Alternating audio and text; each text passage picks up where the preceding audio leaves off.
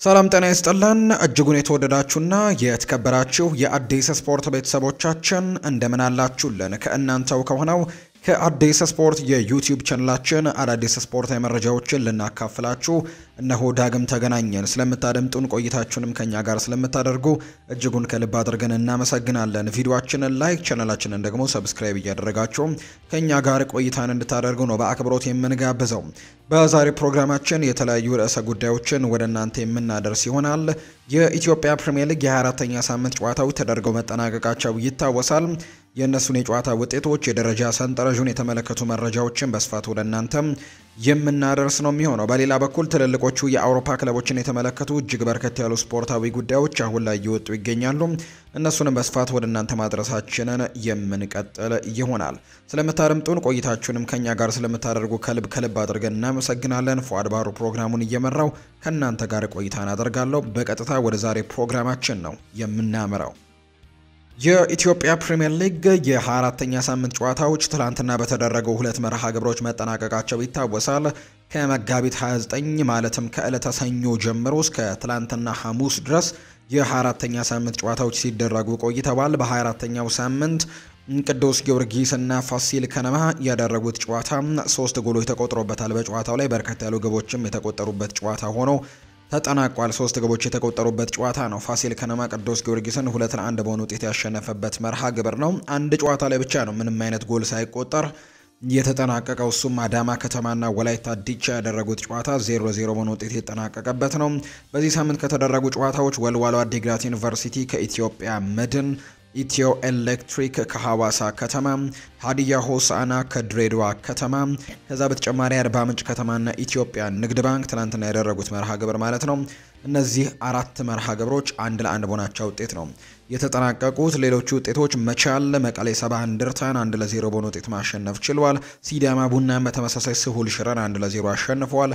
ባህር ዳር ከተማ ደግሞ ኢትዮጵያ ቡናን ትናንትና 2-0 ያሸነፈበት መርሃ ግብር እንግዲህ በአጠቃላይ በ24ኛው ሳምንት የተደረጉ መርሃ ግብሮች ናቸው። 24 ሳምንቱ ላይ በተጓዘው የኢትዮጵያ ፕሪሚየር ሊግ የደረጃ ሰንጠረዡን እየመራ የሚገኘው በገብረ መድን ኃይል የሚሰለጥነው ኢትዮጵያ መድን ነው።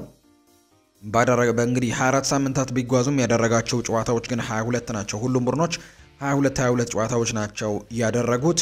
ኢትዮጵያ መድን በ22ቱ ጨዋታዎች በሰበሰባቸው 45 ነጥቦች የሊጉ የደረጃ ሰንጠረዥ አናት ላይ ተቀምጦ እየመራ ይገኛል። በአንደኝነት ሊጉን እየመራው ነው የሚገኘው። ሌላኛው ባህር ዳር ከተማ ነው። በ8 ነጥቦች ዝቅ ብሎ በ37 ነጥብ ሁለተኛ ደረጃ ላይ የተቀመጠ ቡድን ነው። ወላይታ ዲቻም ተመሳሳይ 37 ነጥቦች አሉት። እሱም 3ኛ ደረጃ ላይ ተቀምጧል። ምናልባት ኢትዮጵያ ቡና ትናንትና አሸንፎ ቢሆን ኖሮ ነጥቡን 39 ማድረስ የሚችልበትን አጋጣሚ ነበረው። ነገር ግን ትናንትና መሸነፉን ተከትሎ ነጥቡ 36 ላይ ቀርቶ 4ኛ ደረጃ ላይ ተቀምጧል። አርባ ምንጭ ከተማ 34 ነጥቦች አሉት። ሀዲያ ሆሳዕናም 34 ነጥቦች አሉት። እነዚህ 5 እና 6 የተቀመጡ ናቸው። ፋሲል ከነማ 7ኛ ነው። መቻል 8ኛ፣ ኢትዮጵያ ንግድ ባንክ የአምናው ሻምፒዮን 9ኛ ነው። ቅዱስ ጊዮርጊስ 10ኛ ደረጃ ላይ የተቀመጠ ቡድን ነው። በወራጅ ቀጠናው ላይ 4 ቡድኖች ይገኛሉ። ሐዋሳ ከተማ 21 ነጥቦችን ሰብስበዋል። አዳማ ከተማም እንዲሁም 21 ነጥቦች አሉት። ስሁል ሽረ በ16 ነጥብና ወልዋሎ አዲግራት ዩኒቨርሲቲ በ10 ነጥቦች የመጨረሻዎቹን 4 ደረጃዎች ይዘዋል። ዘንድሮ እንግዲህ በኢትዮጵያ ፕሪሚየር ሊግ 4 ክለቦች ወደ ታችኛው ሊግ እንደሚወርዱ ይታወቃልና እነዚህ 4 ክለቦች አሁን ላይ የመጨረሻዎቹ ስፍራ ላይ የተቀመጡ ቡድኖች ናቸው። እንደ መረጃዎቹ የከፍተኛ ግብ አስቆጣሪነቱን እየመሩ የሚገኙ ተጫዋቾችን ደግሞ እንመልከት። የአርባ ምንጭ ከተማው አህመድ ሁሴን 10 ግቦችን በማስቆጠር የኢትዮጵያ ፕሪሚየር ሊግ ከፍተኛ ግብ አስቆጣሪነትን እየመራ ይገኛል። 3 ተጫዋቾች ደግሞ 9 ጎሎችን በማስቆጠር እየተከተሉት ይገኛሉ። የኢትዮጵያ ቡናው አንተነህ ተፈራ፣ የሐዋሳ ከተማው አሊ ሱሌይማን እና የፋሲል ከነማው ጌታነህ ከበደ 10 ግቦች በማስቆጠር ተከትለው የተቀመጡ ናቸው። የ25ኛው ሳምንት ጨዋታዎች ደግሞ ነገ ነው።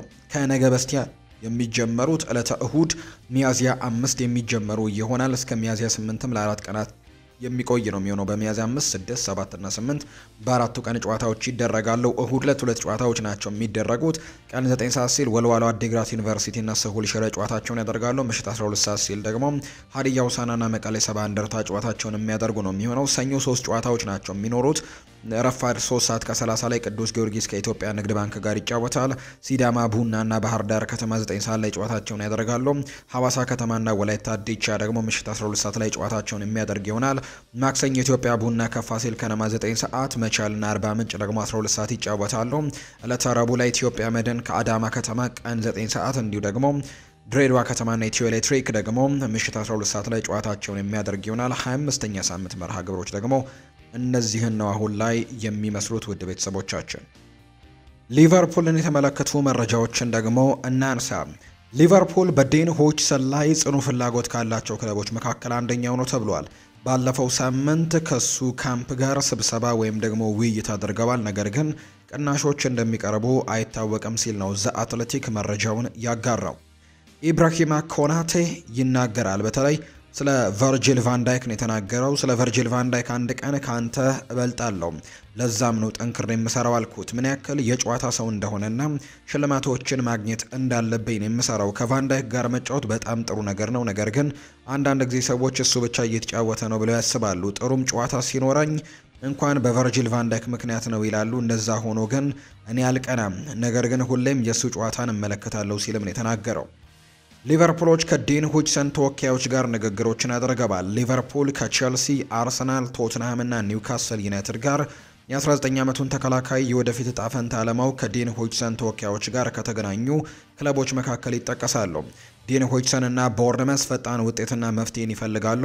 የውል ማፍረሻው 50 ሚሊዮን ፓውንድ ሲሆን ባለፈው ሳምንት በክለቡና በተጫዋቹ ተወካዮች መካከል ስብሰባ ተካሂዶ የነበረ ቢሆንም በቀረበለት ጥያቄ ግን እስካሁን ድረስ ምን እንደሆነ አልተገለጸም ብሏል ዳቪድ ኦርነስቲን በዘገባው። ስለዚህ እንግዲህ ይህንን ተጫዋች ለማስፈረም በትልቁ ይንቀሳቀሳሉ ተብሎ ነው እየተጠበቀ የሚገኘው። ዛሬ ከሰማናቸው ትልልቅ መረጃዎች መካከል ሞሐመድ ሳላህ በሊቨርፑል ቤት ያለውን ኮንትራት ማራዘሙ ይፋ ተደርጓል። በሊቨርፑል ቤት እንደሚቆይም አሁን ላይ አረጋግጠዋል። ስለዚህ ሊቨርፑሎች ወሳኝ ተጫዋቻቸውን ኮንትራት አራዝመዋል። የመርሲሳይዶ ክለብ ሊቨርፑል የወሳኝ የፊት መስመር ተጫዋቹን ውል ለተጨማሪ ዓመታትን ማራዘማቸውን በይፋ አስታውቀዋል። ግብጻዊው የፊት መስመር ተጫዋች ሞሐመድ ሳላህ በሊቨርፑል ቤት ያለውን ኮንትራት ለተጨማሪ ዓመታትን ማራዘሙ ተገልጿል። ሞሐመድ ሳላህ በሊቨርፑል ቤት እስከ 2027 የሚያቆየውን የሁለት የውድድር ዓመታት ውል መፈረም ችሏል። ሳላህ ውሉን ካራዘመ በኋላ ኮንትራቴን ያራዘምኩት በጋራ ትልልቅ ዋንጫዎችን ማሳካት እንደምንችል ስለማምን ነው፣ ታሪኩ ይቀጥላል ሲልም ነው እንዲሁ የተናገረው። ሌላኛው ከሊቨርፑል ጋር የሚነሳው ጉዳይ የተጫዋቹን ግልጋሎት ያገኛል። የመርሲሳይዶ ክለብ ሊቨርፑል እሁድ ከዌስትሃም ዩናይትድ ጋር በሚያደርገው የሊግ መርሃ ግብር የተጫዋቹን ግልጋሎት ያገኛል። በጨዋታው ብራዚላዊው ግብ ጠባቂ አሊሰን ቤከር ዝግጁ መሆኑ ተገልጿል። በተጨማሪም የመስመር ተጫዋች ኮነር ብራድሌይ ለጨዋታው ዝግጁ መሆኑን የተነገረው። የሊጉ መሪ ሊቨርፑል እሁድ 10 ሰዓት ነው ከዌስትሃም ዩናይትድ ጋር ጨዋታቸውን እንደሚያደርጉ የወጣው መርሃ ግብር አሁን ላይ የሚያሳየው። አሁን ባለው ሁኔታ ሊቨርፑል እና አርሰናል አዲስ አጥቂ ለማግኘት ገበያውን እንግዲህ ከሚመኙት ክለቦች መካከል ሁለቱ ከሊያም ዴላፕ ቀድመው ቅድሚያ እየሰጡ እንደሆነ ዘ አትሌቲክ መረጃውን እያጋራ ይገኛል። ለዚህ ተጫዋች ላይ በርከት ያሉ ክለቦች ፍላጎታቸውን እያሳዩ ነው። ሌላኛው ጋላታሳራይ የፈርናንዶ ሙስሌራን ኮንትራት በውድድር ዘመኑ መጨረሻ ላይ ሊያልቅ ሲል አሊሰንን ለማስፈረም ፍላጎት አላቸውም የሚል መረጃ እንዲሁ እየወጣ ይገኛል። እንግዲህ ይህንን ነው እያለ የሚገኘው። ዶሚኒክ ሶቦዝ ላይ ይናገራል። እርስ በርሳችን እንነጋገራለን። ሞሐመድ ሳላ እዚህ መቆየት ይፈልጋል፣ እዚህ መሆንም ይፈልጋል። ከኛ ጋር መቆየቱን በጣም አስደሳች ነው ሲል ዶሚኒክ ሶቦዝ ላይ ሀሳቡን ሰጥቷል። አርሰናልን የተመለከቱ መረጃዎችን ደግሞ እናንሳ። አርሰናል በዘንድሮ የቻምፒየንስ ሊግ ውድድር እስካሁን 88 ሚሊዮን ፓውንድ አግኝተዋል። በሳንቲያጎ ቤርናቢው ከሪያል ማድሪድ ጋር ተጫውቶ ወደ ግማሽ ፍጻሜ መቀላቀል ከቻለው የገንዘብ መጠኑ ወደ 101 ሚሊዮን ፓውንድ ይደርሳል። አርሰናሎች በዚህ ሲዝን በቻምፒየንስ ሊግ ውድድር ለፍጻሜ ውድድር መቅረብ ከቻሉ በዚህ ሲዝን ብቻ ከቻምፒየንስ ሊግ ውድድር ከ130 ሚሊዮን ፓውንድ በላይ ገቢ ሊያገኙ እንደሚችሉ ነው የሚነገረው። በተረጋጋሚ ጊዜ ስለ አርሰናል ጥሩ ነገሮችን በመናገር የሚታወቀው የብሬንትፈርዱ አሰልጣኝ ቶማስ ፍራንክ ማክሰኞ ዕለት ሪያል ማድሪድን አርሰናሎች ሲያሸንፉ በኤምሬትስ ተገኝቶ እንደነበረና በአርሰናልም እንደተደመመ መረጃዎች ያሳያሉ። ከነገው ጨዋታ በፊትም በጋዜጣዊ መግለጫው ላይ ከጋዜጠኛው ጥያቄ ቀርቦለት ነበር። ቀጣይ ተጋጣሚያችሁ አርሰናል ነው። በባለፈው ማድሪድን ሲያሸንፍ ዴክላን ራይስ ወደ ዴቪድ ቤካም የተቀየረበት በዚህ ምን ትላለህ ተብሎም ተጠይቆ ነበር። የብሬንትፈርዱ አሰልጣኝ ቶማስ ፍራንክ ሲናገሩ የማይታመን አስደናቂ ብቃትን ያስመለከቱን። ጨዋታውን ለማየት ሄጄ ነበር። የሚገርም ብቃት ነበር ከአርሰናል ያየነው። ድሉ እንግዲህ በትክክል እንደሚገባቸው አምናለሁ። ሁለት አስገራሚ ቅጣት ምቶችን ከዴክላን ራይስ ተመልክተናል። የመጀመሪያው በሚገርም መልኩ እንግዲህ አዙሮት ነው ያስቆጠረው። ሁለተኛው ቶፕ ኮርነር ላይ የተቆጠረ ጎል ነው እና ስለ አርሰናል በጣም አስደናቂ ነገሮችን ነው መናገር የምችለው ሲልም ቶማስ ፍራንክ ሀሳቡን ሰጥቷል። አርሰናል በክረምት በቅድመ ውድድር ዝግጅት ላይ ወደ ሲንጋፖር በማቅናት ከኤሲ ሚላን እና ኒውካስል ዩናይትድ ጋር የወዳጅነት ጨዋታ እንደሚያደርግ ይፋ ሆኗል። ሁለቱም ጨዋታዎች 55000 ደጋፊዎችን በሚይዘው ስቴዲየም ይደረጋል ተብሎ ነው የሚታሰበው። ማንቸስተር ዩናይትድን ደግሞ እንመልከት። ማንቸስተር ኢቭኒንግ ኒውስ በሰበር መረጃው መልኩ ማንቸስተር ዩናይትድ ቪክተር ኦስሜንን ለማስፈረም ከሚደረገው ጥረት ራሱን ማግለሉን ዘግቧል። የክለቡ ሰዎች ከቪክተር ኦስሜን ዝውውር ራሳቸውን ለማስወጣትም ወስነዋል ሲል ነው ማንቸስተር ኢቭኒንግ ኒውስ መረጃውን ያጋራው።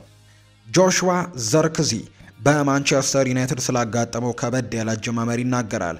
ከቡድኑ ጋር ለመዋሃድና ምቾት ለመፍጠር ትንሽ ጊዜ ያስፈልገኛል። ከቡድን አጋሮች ጋር ግንኙነት ለመፍጠር እንዴት እንደሚጫወቱ መመልከትና በሜዳ ላይ እንዴት ከነርሱ ጋር መጣመር እንዳለብኝ ማወቅ በጣም ያስፈልጋል ሲልም የተናገረው።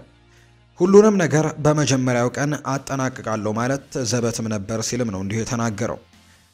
እንግዲህ ማንቸስተር ዩናይትድ ስለ ሊያም ዴላፕ የመልቀቂያ አንቀጽ ለመረዳት ንግግሮችን አድርጓል የሚሉ መረጃዎችም እየወጡ ነው። ቸልሲና ማንቸስተር ዩናይትድ በሊያም ዴላፕ ዙሪያ እየተፈጠሩ ያሉ ነገሮችን በንቃት የሚከታተሉ ክለቦችም ናቸው። የሊያም ዴላፕ ወኪሎችም ከተለያዩ የአውሮፓ ክለቦች ጋር ንግግር አድርገዋል። በተለይ ደግሞ ከእንግሊዝ ክለቦች ጋር ብሎናል ፋብሪዚዮ ሮማኖ በዘገባው።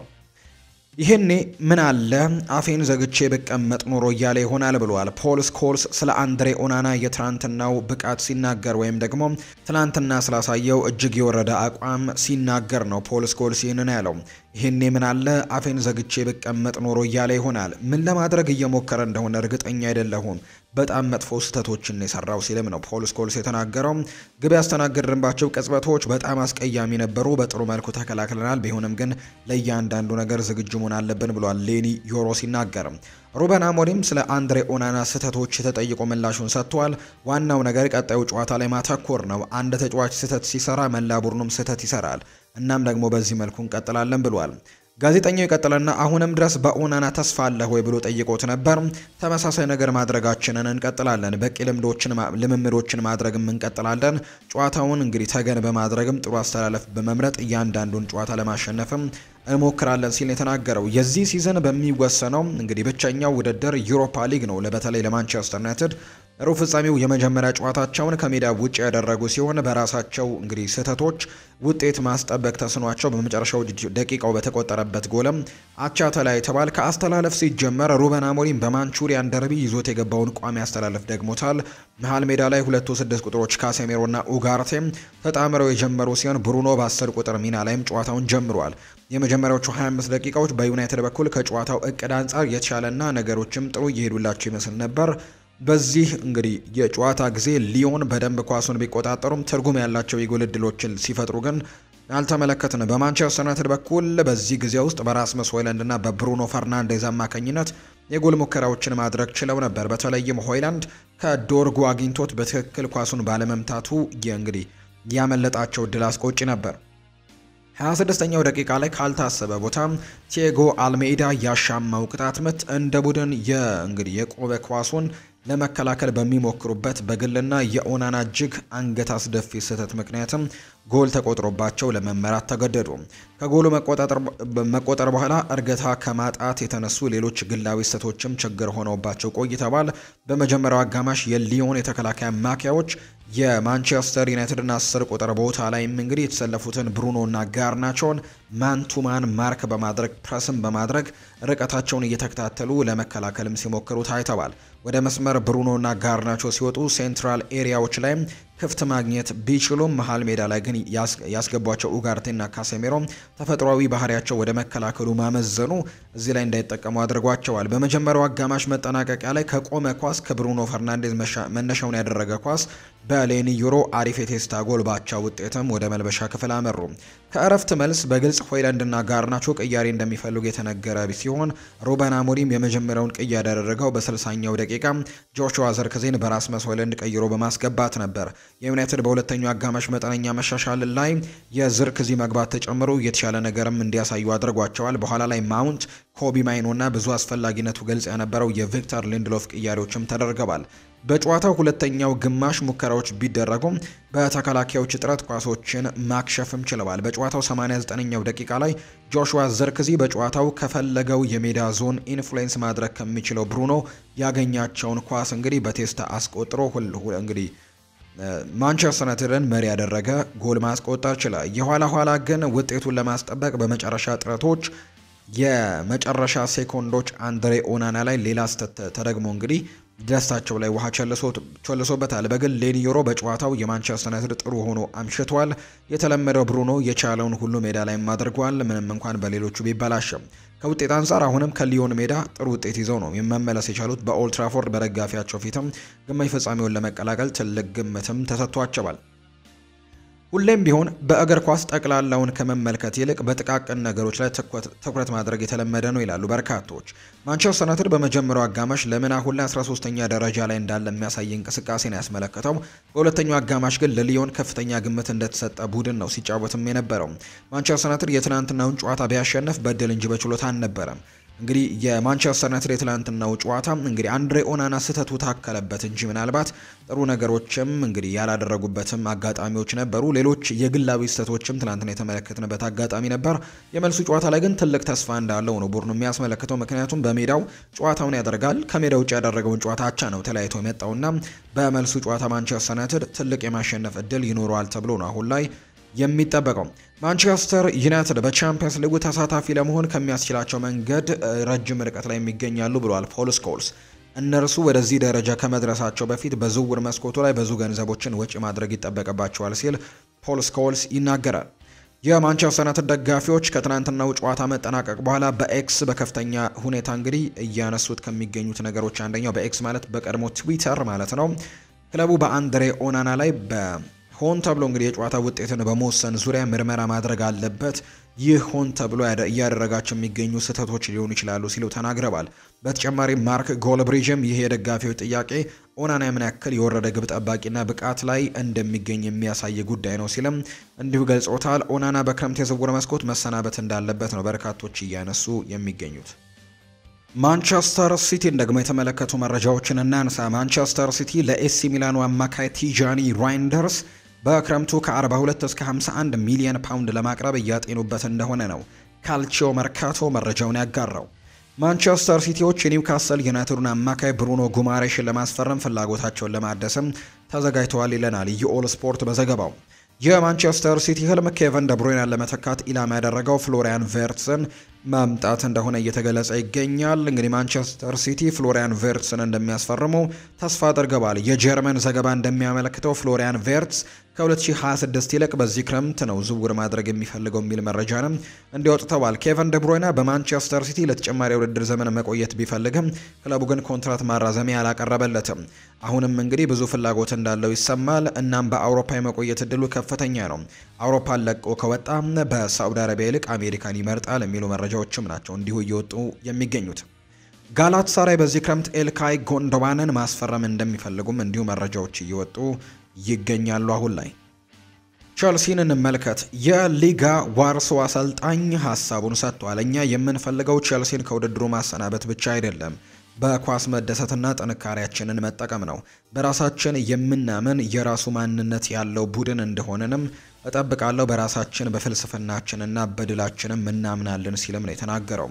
የሊጋ ዋርሶ አሰልጣኝ ከጨዋታው በኋላም ሲናገር ለቸልሲ ትልቅ ክብር አለኝ፣ ሁሉም ነገሮች የበላይነት የነበረው ቡድን ቸልሲ ነው ሲልም ነው እንዲህ የተደመጠው። ኤንዞ ማሬስካ ሲናገር ቡድኖች ከኋላ ብዙ እንግዲህ ሆነው በሚከላከሉበት ጊዜ ኳስን በፍጥነት መያዝና ከሳጥን ውጪ መምታት አለብን። እናም ደግሞ በመጀመሪያው ጎል የተገኘውም በዚህ መልኩ ነው። ሬስ ሞከረ፣ ጆርጂያ አስቆጠረ ሲልም ነው የተናገረው። መጀመሪያ ወደ ጨዋታው ስንገባ ኮል ፓልመር እና ቶሲን አደርቤዮ በሁለተኛው አጋማሽ እንደሚቀየሩ እቅድ ይዘን ነበር ሲልም ነው እንዲሁ የተናገረው። ሪያል ማድሪድን የተመለከቱ መረጃዎችን ደግሞ እናንሳ። የቀድሞ የማንቸስተር ዩናይትድ ተጫዋች ሮይ ኪን በበኩሉ ሪያል ማድሪድ የመልሱ ጨዋታ ላይ ምንም አይነት ተስፋ እንደሌለው ይገልጻል። ጨዋታው አልቋል። አርሰናል 3-0 ጨዋታውን ጨርሷል። እንደኔ አመለካከት አርሰናሎች የመልሱ ጨዋታ ሊያስጨንቃቸው አይገባም። የዘንድሮ ሪያል ማድሪድ የምናውቀው ሪያል ማድሪድ አይደለም። ቻምፒየንስ ሊግ እንኳን የማያሸንፍ ደካማ ቡድን ነው ሲልም ነው የተናገረው። እንግዲህ ለአመታት ያክል ሪያል ማድሪድ እንኳን እንግዲህ ቢሸነፍ በመጀመሪያው ጨዋታ አንድም ክለብ እሱ ያሳካውን 15 ዋንጫ ሊያሳካ የሚችል አንድም ክለብ እንደሌለ ማን በነገረው። በዚህ አጋጣሚ እንግዲህ ብዙ ነገሮችን ሊያደርጉም ይችላሉ። ነገር ግን አሁን ላይ ያኛው ሪያል ማድሪድ የለም ቡድን ውስጥ እንግዲህ ስለዚህ አርሰናሎች መጨነቅ አይጠበቅባቸውም ሲልም ነው የተናገረው። ሪያል ማድሪድ በቻምፒየንስ ሊግ እና በዩሮፓ ሊግ ጥሎ ማለፍ ጨዋታዎች ከዚህ በፊት በ3 እና ከዛ በላይ የጎል ልዩነቶች ተሸንፈው በ3 አጋጣሚዎች ውጤቱን ቀልብሶ ወደ ቀጣዩ ዙር ማለፍ መቻሉ ከዚህ በፊት ዲያሪዮ አስም መረጃውን አጋርቷል። የቀድሞ የባርሴሎና አሰልጣኝ የነበሩት ሮናልድ ኪውመን ይናገራሉ። ጉዳዩ ወደ አርሰናል የሚመለስና ወደሚታወቅበት ውጤቱ የሚመለስ ቡድን ካለ ሪያል ማድሪድ ነው ሲልም የተደመጠው። ሮድሪጎ በሪያል ማድሪድ በሁሉም ውድድሮች ባለፉት 17 ጨዋታዎች 1 ጎልና 3 አሲስቶችን ብቻ ነው ያስመዘገበው። ከኤምባፔ መምጣት በኋላ የሮድሪጎ የግብ ተሳትፎ ሚና በትልቅ መጠንም ቀንሷል። ምክንያቱም እርሱ ከሚታወቅበት የማጥቃት ቦታ ወደ ኋላ እንዲመለስ ተደርጓል። ኤምባፔ ከኳስ ውጪ ስለማያግዝ እሱ ለቡድን የመከላከል ድጋፍም እንዲሰጥ ተደርጓል።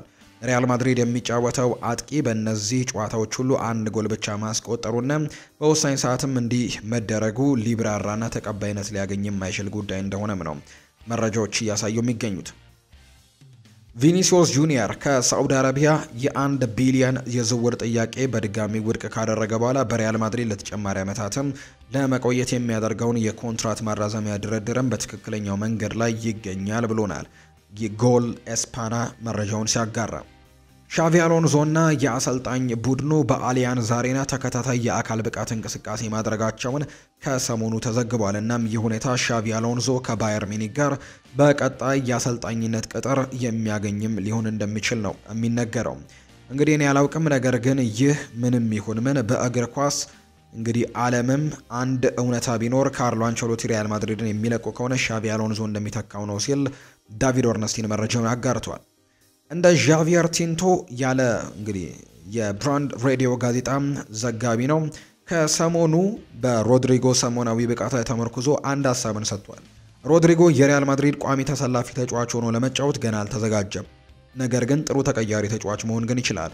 ሪያል ማድሪድ ቤንች ወንበሩ ላይ ውጤት ቀያሪ ተጫዋች አለመኖሩ እንግዲህ ሮድሪጎስ ለዚህ ቦታ ተስማሚ ተጫዋች እንዲሆን አድርጎታል ሲልም ነው እየተናገረም የሚገኘው። የተወደዳችሁና የተከበራችሁ ቤተሰቦቻችን ለዛሬ ያዝንላችሁ አዳዲስ ስፖርታዊ መረጃዎቻችን እነዚህን ይመስላሉ። ስላደመጣችሁን ቆይታችሁንም ከኛ ጋር ስላደረጋችሁ እጅጉን ከልብ አድርገን እናመሰግናለን። ቪዲዮአችንን ላይክ፣ ቻናላችንን ሰብስክራይብ እያደረጋችሁ ቆይታችሁን ከኛ ጋር ያደረጋችሁ በሙሉ እጅጉን ላቅ ያለ ምስጋናችንን ለእናንተ ማቅረብ እንወዳለን። ፉአድ ባህሩ ፕሮግራሙን እየመራው ከእናንተ ጋር ቆይታን አድርጌያለሁ። በቀጣይ ፕሮግራሞቻችን ሌሎች ርዕሰ ጉዳዮችን ይዘን ዳግም የምንገናኝ ነው የሚሆነው። ውድ ቤተሰቦቻችን በቀጣይ ፕሮግራሞቻችን ዳግም እንገናኛለን። መልካም ጊዜ፣ መልካም ቀን እንዲሆንላችሁም ነው በአክብሮት የምመኘው።